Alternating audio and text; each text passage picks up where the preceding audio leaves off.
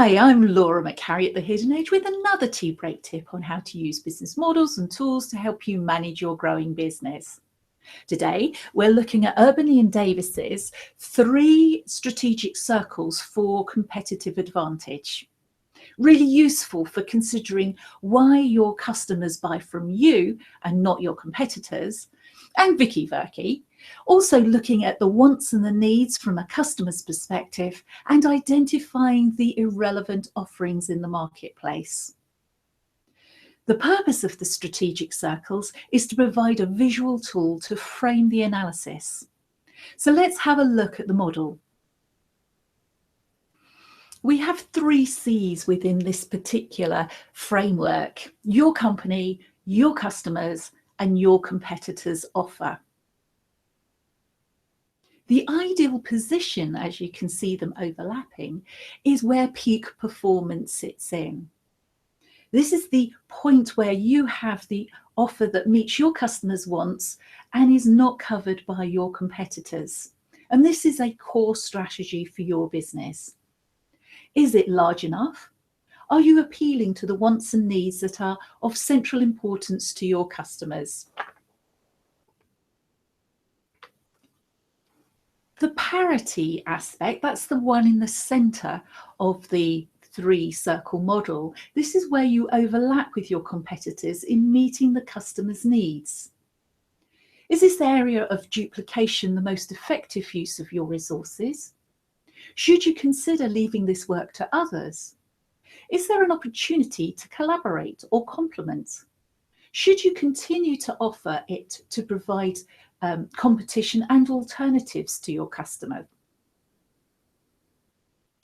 The point of difference is where your competitor serves your customers' needs that you do not. Is this a conscious choice on your part?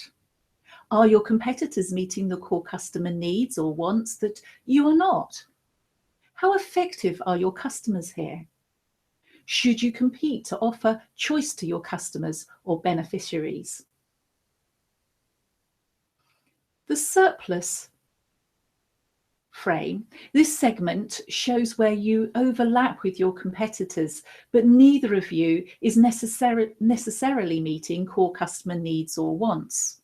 So you both offer, but actually you're not meeting your core customers' needs in this aspect. And the one final space is what they call the white space. This is where your customers aren't using yourself or your competitors, and there are opportunities there. What might they be? This is the ripe place for exploration. So consider, when was the last time you really explored your customers' needs or wants? Do you have a large enough point of difference with your competitors? And what can you do about your competitors' points of difference to you? What can you do to exploit that white space? Following on from that, we can look at the 3 competitive strategies, also beginning with a C. This framework came from Bruce et al. And what we're doing is we're looking at the relationships in terms of the 3 C's: competing, collaborating, and cooperating or complementing. The approach, if you're competing, is on price, value, difference, quality, for example. If you're collaborating, you might consider a joint venture or a strategic alliance. And if it's about cooperating or complementing, then the approach may well be networking or partnering, for example.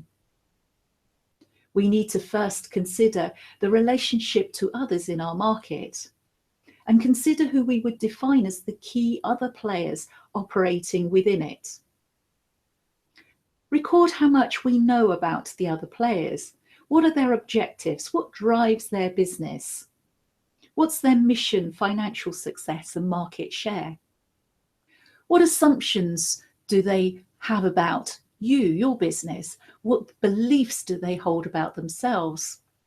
What's their behavior like and their experiences? What industry trends are they in?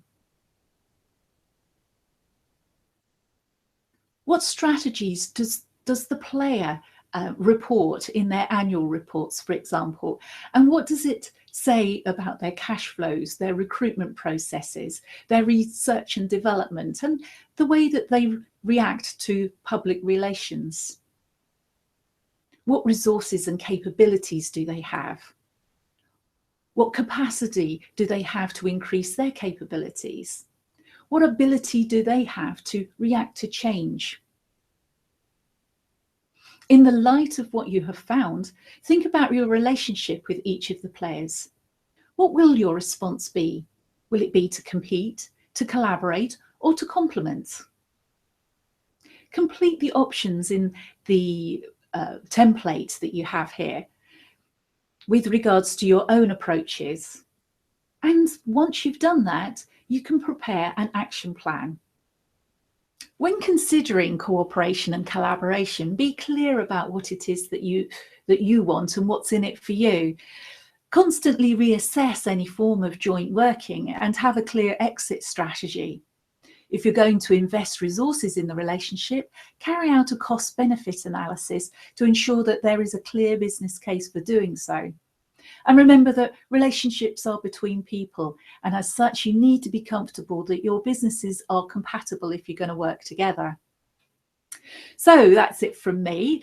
Download the templates from the Hidden Edge website, and whilst you're there, do share your stories too. I'm building a portfolio of case studies and would love to include success stories that have worked for you in that.